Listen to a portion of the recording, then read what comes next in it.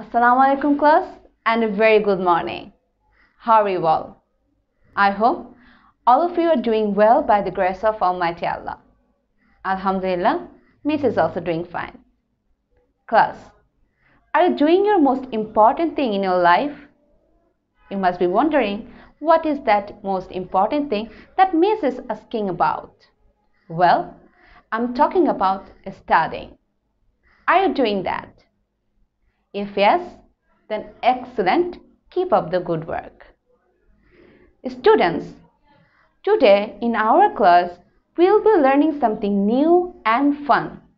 But before starting our class, I want to introduce myself to you. I am your BGST teacher and I am Khadusna Fariha from Sector 4 branch, Uttara Milestone School and College. With this introduction, let's start our class now. So students, welcome to my class. Today, our class number is 33. Hurry up, write down the CW number on your copy and also do not forget to write the date as well.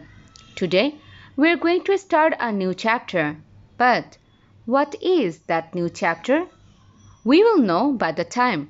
So, keep doing the class to learn something new. Before starting the main discussion on the new chapter, I want to see what you have learned from the previous classes. You people already have finished chapter 10, which was Social Problems of Bangladesh, right? I will now ask few questions on chapter 10. So, are you ready for that? Okay then. The first question is, what is dowry? Can you tell me the definition of dowry? Yes, very good. The money or property that the groom or bride demands and receives from the opposite side during marriage is called dowry. Then try to answer the next question. Under which law exchange of dowry is prohibited? Can you tell me? Yes, right answer. The answer is, under marriage law, exchange of dowry is prohibited. Now, try to answer to this question. What is the main cause of dowry? This is a very important question. Can you answer me to this question? Yes, very good. You have given the correct answer. Poverty is the main cause of dowry. Now try to answer the next question. When did the anti-dowry law pass? Yes, excellent. The answer is in 1980, the anti-dowry law passed, right? Now, try to answer the last question, that is, which Muslim law is not regarded as dowry? Well, very good. You have given the right answer. The answer is Moharana. Moharana is not regarded as dowry according to Muslim law. Some of you may want to know what is Moharana in Islam. Islam has given some rights to the both genders who are tied in a bond of marriage. Among the rights of a wife, one of the most important rights is of Moharana. This is the money which a husband is supposed to give to his wife when the marriage contract is completed. Moharana is the token of respect and honor to the woman, and it is given according to the capability of a groom. As Moharana is a gift to a bride from her groom, that is why Moharana is not regarded as dowry in Muslim law. Now, on the screen, you can see some flags. Can you recognize the flags of the countries? Can you tell me which countries' flags are these? Yes, very good. We have flags of India, China, Korea, and Japan. Now the question is, why do we have flags of these countries? Because today we are going to start the chapter 11, which is some countries in Asia. Let's know what are going to be our objectives of today's class. I'm pretty sure by the end of the class, all of you will have a clear idea about the topic as well as you will be able to answer one-word questions regarding the topic that we are going to learn today.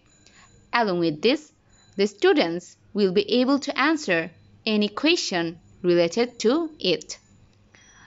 Today, we are going to cover Lesson 1. In this lesson, we are going to cover India and China. We will be knowing about their location, geography, population, language, economic condition, and so on. We all know that Asia is the largest continent in the world.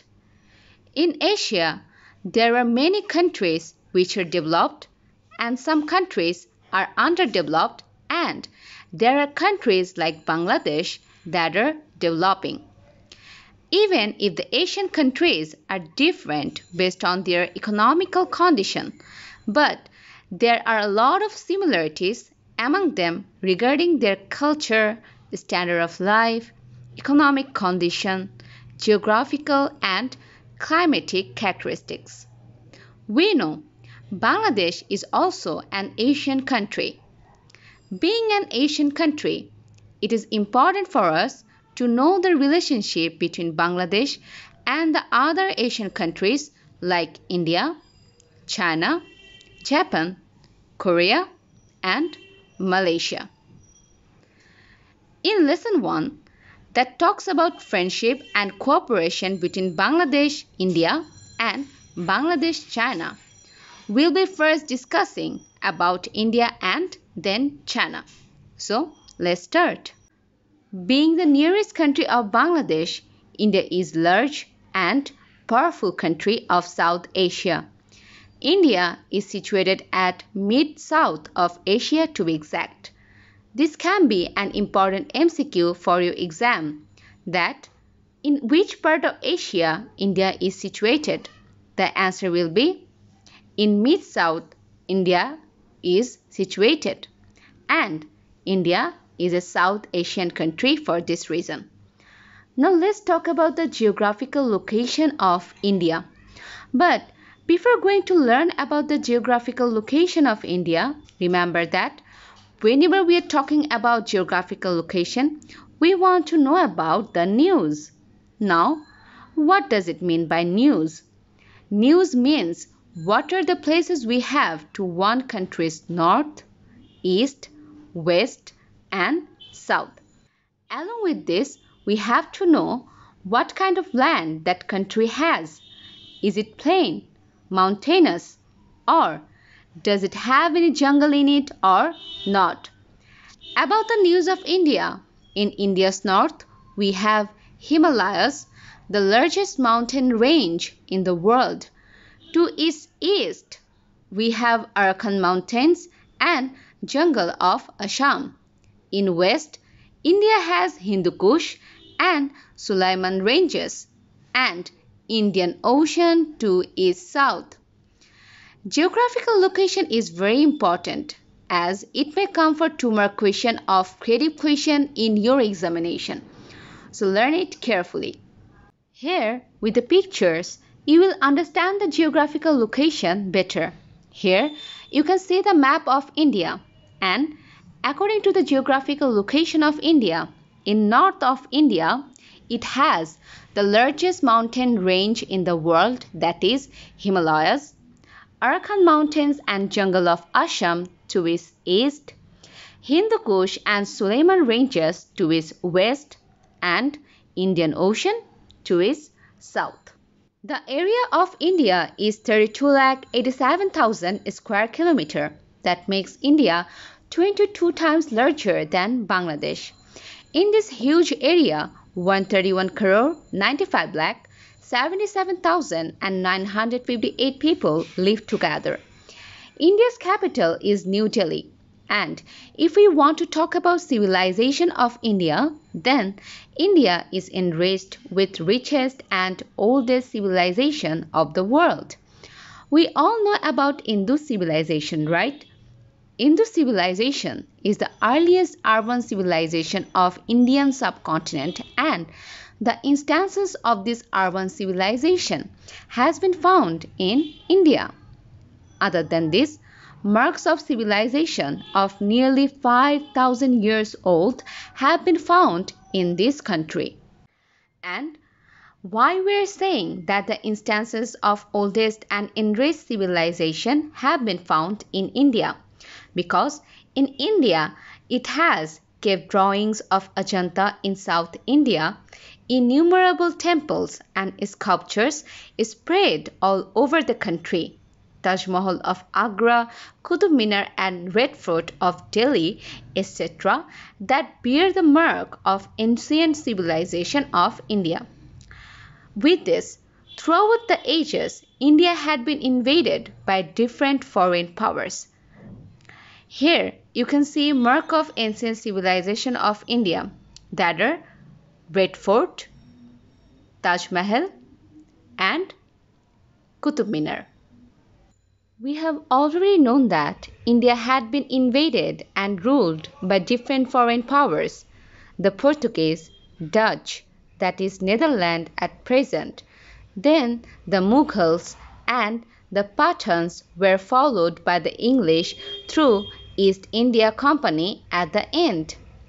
The British ruled Indian subcontinent along with India for nearly 200 years, and after being ruled for this long time, India got independent on 15th August in 1947.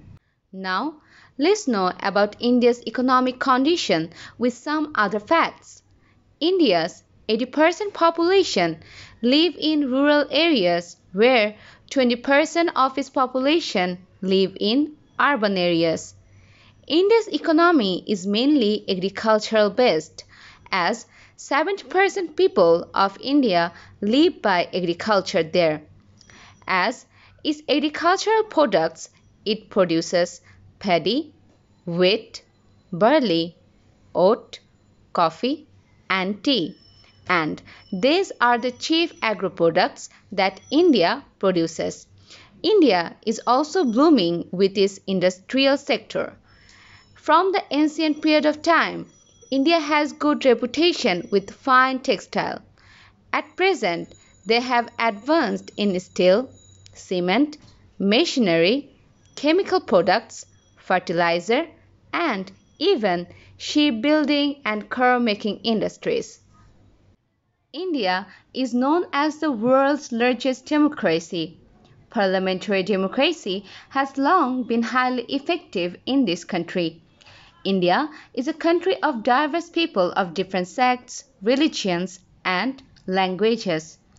People of many religions like Hindus, Muslims, Sikhs, Christians, and Jainas, etc., live in the country together. Bangladesh has a friendly relation with India. India even supported Bangladesh during Liberation War in 1971. Indian armies and the freedom fighters of Bangladesh joined together forming allied forces that is known as Mitra Bahini in Bangla. This allied force accelerated the victory of Bangladesh in 1971's Liberation War a lot. Now, underline the sentences that are already underlined on the screen. I'm giving you few seconds so that you can underline them. But if you need more time than the time I'm giving you, then you may pause the video and underline them.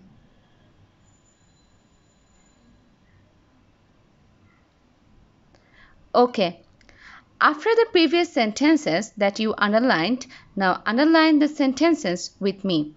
Underline, marks of civilization of nearly 5,000 years old have been found in this country.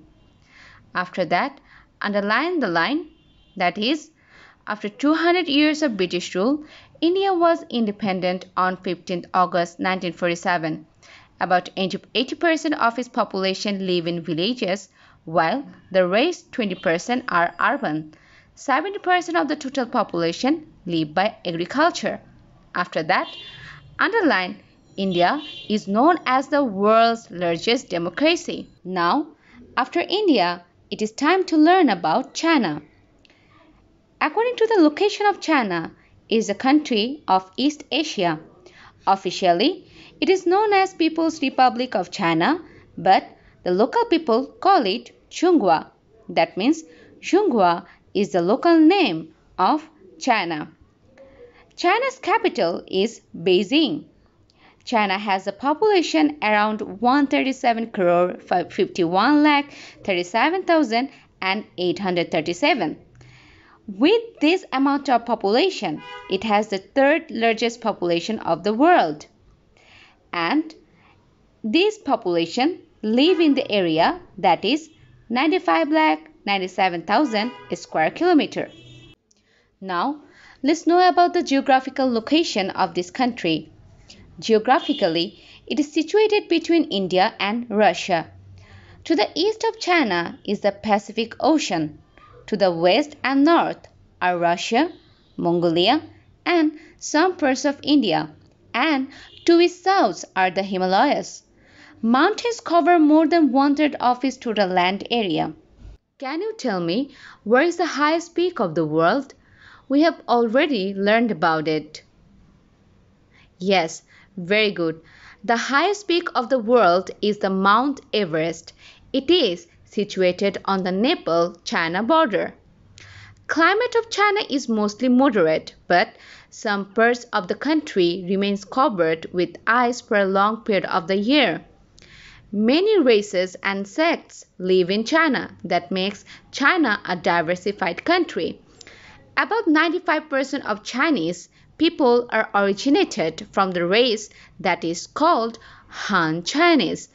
Besides, there are 56 other races like Zhuang, Manchu, Hui, Miao, Uyghur, Mongol, Tibetan, etc. The language of 95% of its population is Mandarin. The world knows this language as Chinese. Chinese economy is mostly agro-based. Paddy is the main agricultural product. Other than paddy, wheat, potato, beet, cotton, tea, tobacco, oilseed, sugarcane, soybean, cocoa, palm seed, etc. are some of the other products. Iron, steel, silk, fertilizer, machinery, cement, paper, sugar, and medicines are some of their major industries. That makes China is developed with their industrial sectors as well beside the agricultural sector. China is highly rich in minerals too. Its soil gives away petroleum, iron ore, brass, aluminium, gold, coal, etc. valuable minerals. Its forests provide for more than 32,000 species of trees and about 1,150 species of birds. Huanghe and Yangtze are the largest rivers of China. China is divided into 22 administrative provinces and 5 autonomous regions. Literacy rate among this large population is about 86%. That means Chinese people are good educated. And per capita income is 25,000 US dollar. Bangladesh has friendly relation with China. Besides, there is economic cooperation between the two countries in industry and commerce. Now, let's watch a video on China's geographical location and other important facts to have a better understanding about it.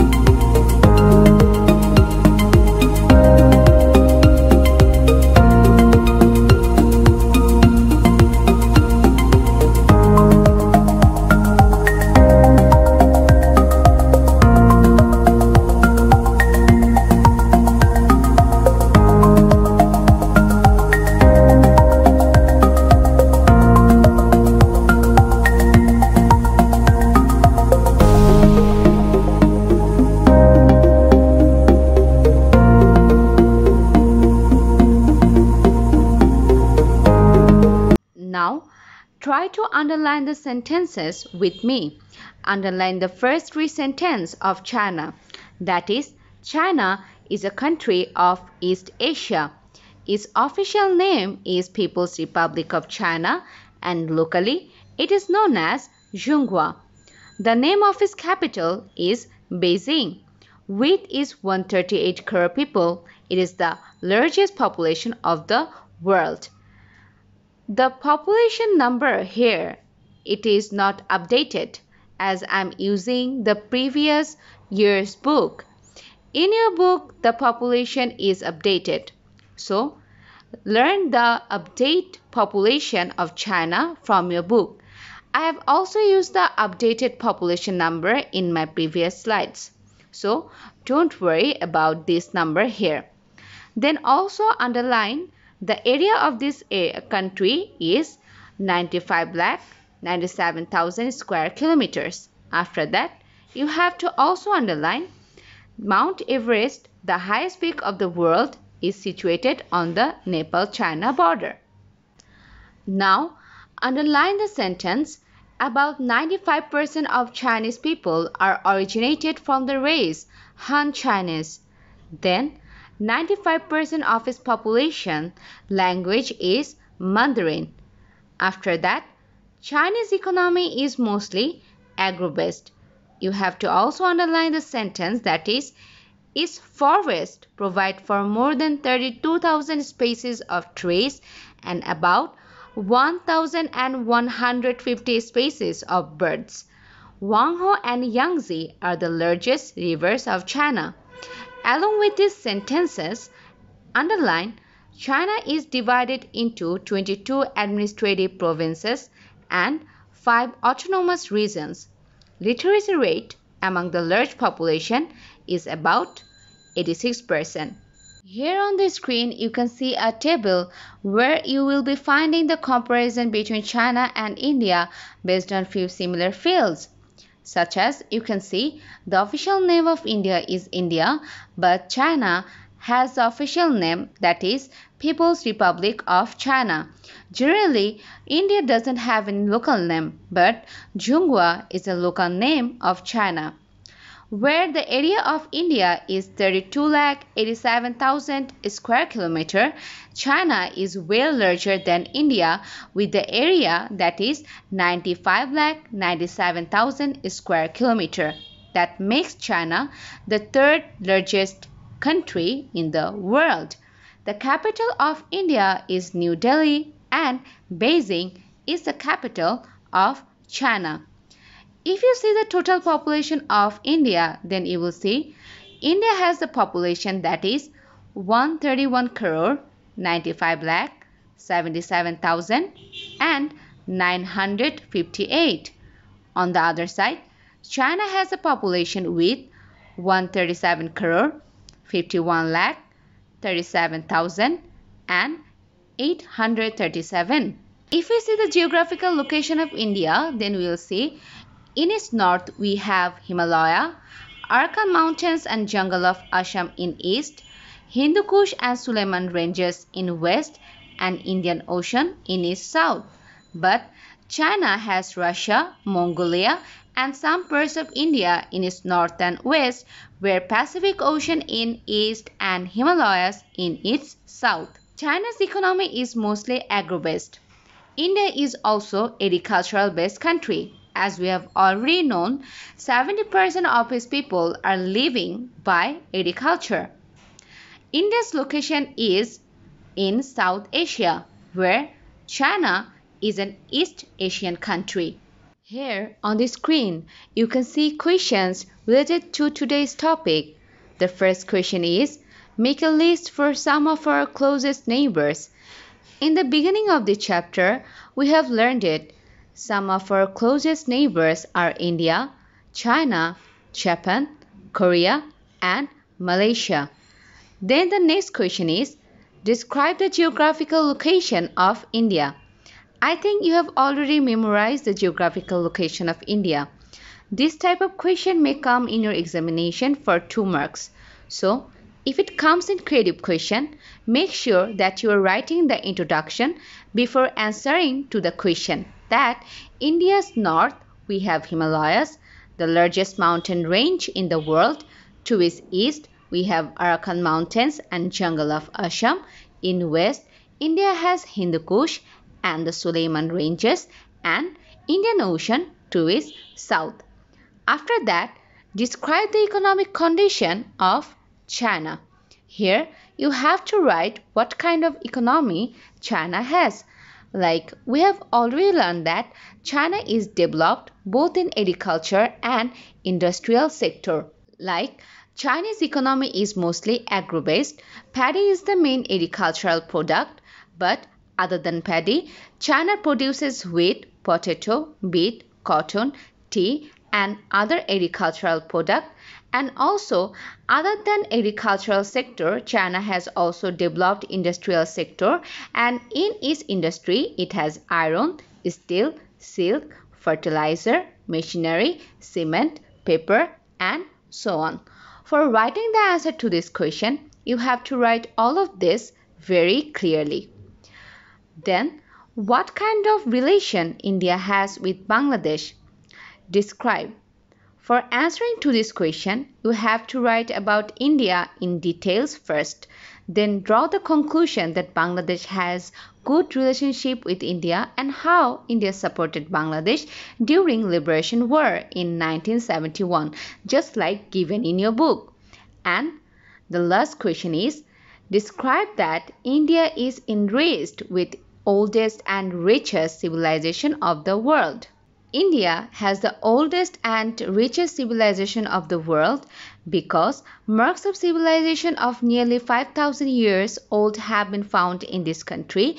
Other than this, cave drawings of Ajanta in South India, innumerable temples of sculpture spread all over the country, Taj Mahal of Agra, Qutub Minar and Red Fort of Delhi, etc. bear the mark that it has the ancient civilization in it and also proves that it has the richest and oldest civilization of the world. Now it is time to take your feedback. Try to answer the questions that are already given on the screen. Can you tell me which country has the largest democracy? Yes, very good. After that, what is the official name of China? We have learned it. Can you recall? Yes, very good. You have given the correct answer. After that, which country has the largest population of the world? It is very easy to answer. Can you answer it? Excellent. You have just remembered and given the good and correct answer. Now, where is the local name of China? It is very important. Can you answer to this question? Excellent. You just given the right answer. Now, where is the language of China called? This language is the hardest, one of the hardest languages in the world. Can you tell me the name of this language of China? Very good, you recalled correctly. After that, answer, what is the capital of India? You should already know it before even reading the chapter because this question is like general knowledge. So, can you answer it? Yes. Very good. Now, tell me what is the capital of China? Okay, excellent. You people just gave the correct answer to all these questions, but the students who couldn't give the answers correctly to all these questions, don't worry. I have the answers for you, but you have to be very careful and very attentive in your class. Okay, so here you can see the questions to your today's feedback. And for your homework, you have to learn RQ that I have given you. So students, that's all for today's class. I hope all of you have understood what we have learned in our today's class. But one thing I want to warn you before finishing our class, and that is, don't forget to do your homework and don't forget to learn your lesson every day. With this, I'm ending the class. Thank you for staying with me.